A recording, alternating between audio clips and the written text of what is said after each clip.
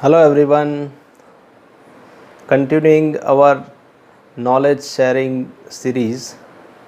Today I am here with one new topic, that is overseas direct investment by companies, LLPs and partnerships. In the previous video I have discussed about overseas direct investment by resident individuals, and this is the second video regarding overseas direct investment by companies, partnerships and LLPs. So as discussed in previous video, you all know that overseas direct investment is an investment by way of contribution of capital, subscribing to memorandum or purchase of shares of existing foreign company by way of market purchase or by way of private placement or through stock exchange, but excluding portfolio investment. So portfolio investment is not included in overseas direct investment. So what is portfolio investment? The portfolio investment is as such not defined in the FEMA or RBI rules regulations, but there are certain guiding factors based on which we can decide this is portfolio investment or not. In portfolio investment, generally there is investment in listed entity and there is no subscription to memorandum. Indian party or resident individual has passive is an passive investor and not having controlling stake, and there are no other financial commitments involved like preference shares, extending loans, guarantees, etc. So overseas direct investment, that is ODI, means an investment which is of strategic nature and Indian party or resident individual has controlling stake therein. Now in overseas direct investment, just like as resident individuals, Indian party can also go for two routes. One is automatic route and the second one is approval route.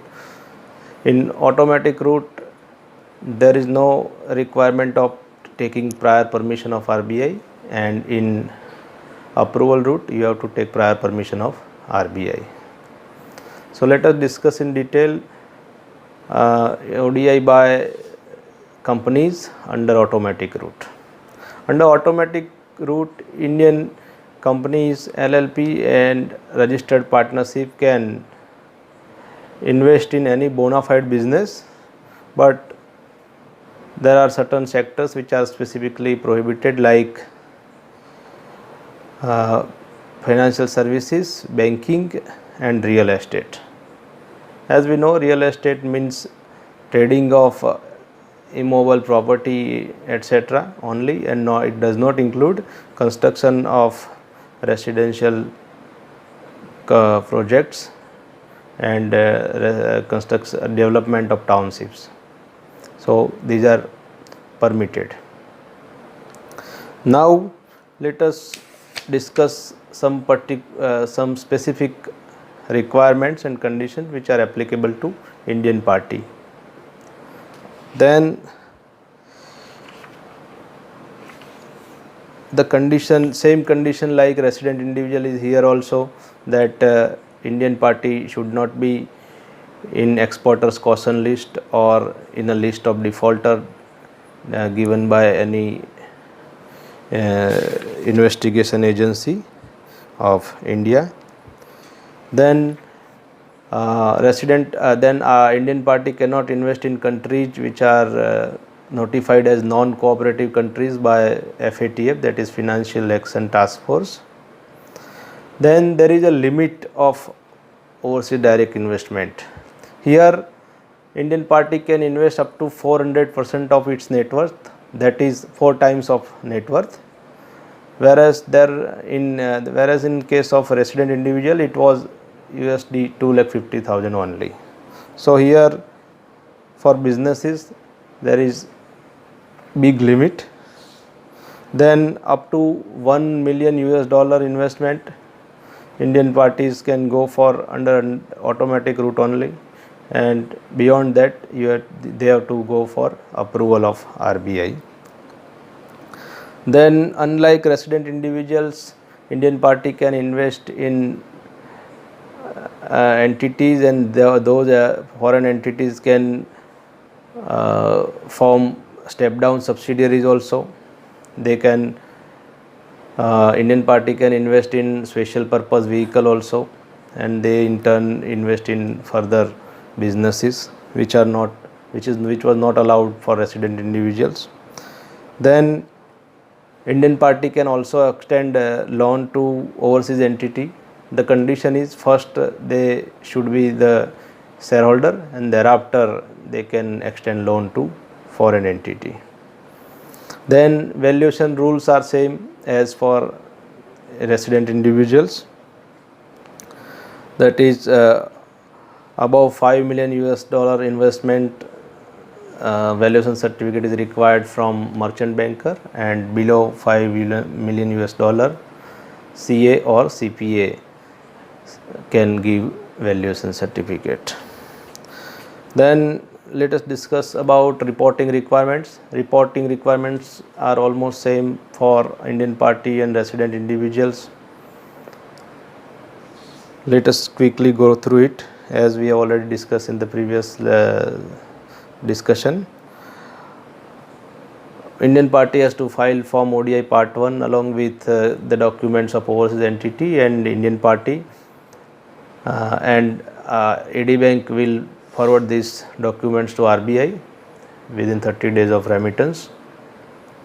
Then any changes after the UIN is issued, that is on the initial remittance itself, UIN is issued, and that UIN should be used in all future correspondence and in all future remittances also.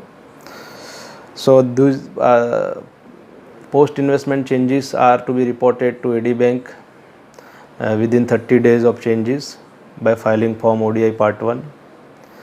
Here there is one difference, is that in ODI, while filing Form ODI Part 1, you need to submit Section E, which is CA certificate, that is certificate from statutory auditor of Indian party certifying net worth of the entity.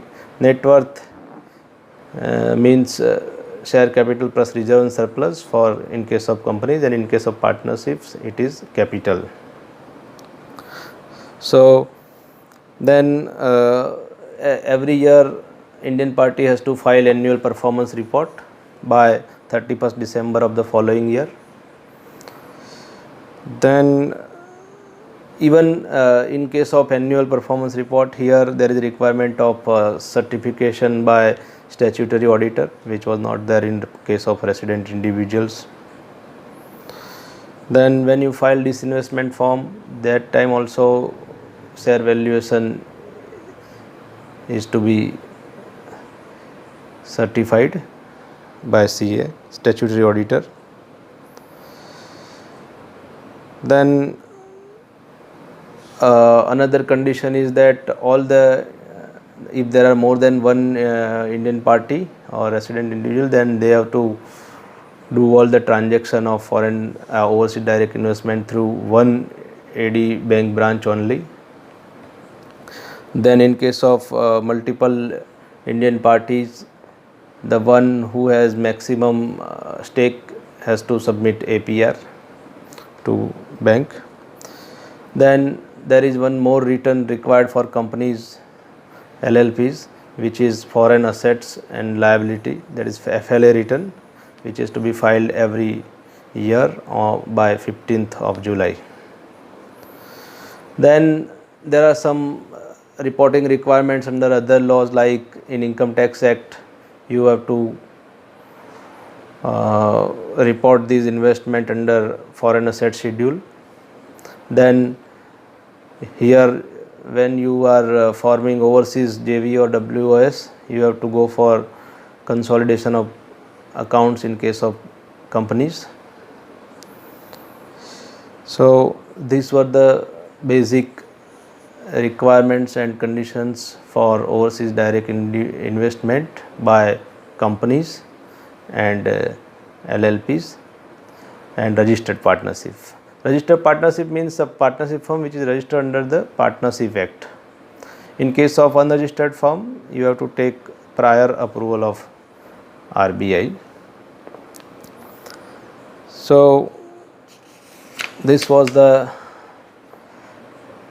discussion which I wanted to share all with you all.